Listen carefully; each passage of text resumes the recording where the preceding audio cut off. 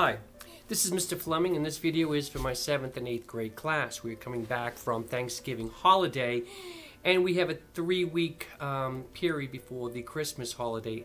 And I want to kind of really get in there and get some things done. I hope you all feel well rested. Now, in our class, we've been working on faces and trying to create emotions. We have 2 projects before that, the comedy and tragedy and pumpkins, which introduced the face and how to get some expressives. And we went through these different shapes and different expressions, and this should be in your sketchbook.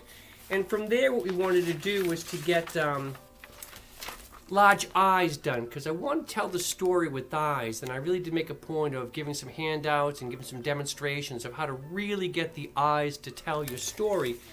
And from that, what we wanted to do was to make 4 emotions. Now, I suggested that you make you, but it didn't have to be you. It just needs to be the same character. We're trying to develop an overall character, and we're going to work with the 4 emotions. And I have a couple drawings here that show some refinement here. I did the whole figure out the way I want them to look, from hands to toe, so when I go to do my final draft, I know exactly what my character is going to look like.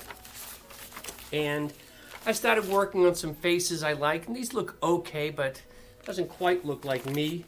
So I went to a different stage, and I did a bunch more faces and a couple more bodies, and you can see over here a lot of faces that are kind of like me, or kind of looks like me a little bit anyway. This needs to get done first before we go to the next stage, and the next stage really is the fun part where we get to work on our 4-panel cartoon. So when you come in, I'm expecting to see the 4 emotions done, and I want to see some ideas as far as what you want to do for your 4-panel cartoon. Now, I'm going to be checking your sketchbook, and there should be at least 4 or 5 pages complete with different ideas, the faces, the expressions, and some working out of your theme ideas. But I'm looking for a couple different ideas.